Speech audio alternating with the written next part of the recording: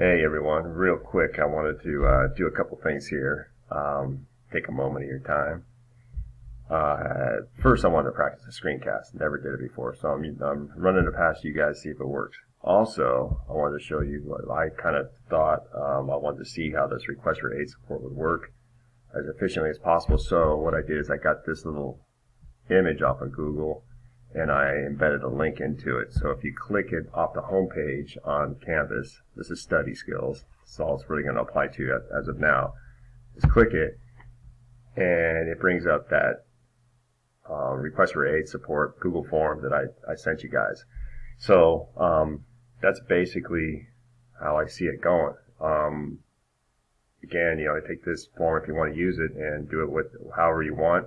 I think the best way to do it kind of is like a little image like that with an icon, so it makes it real user-friendly for the students, and just kind of pop it on that homepage every day if you use the Google Slides homepage.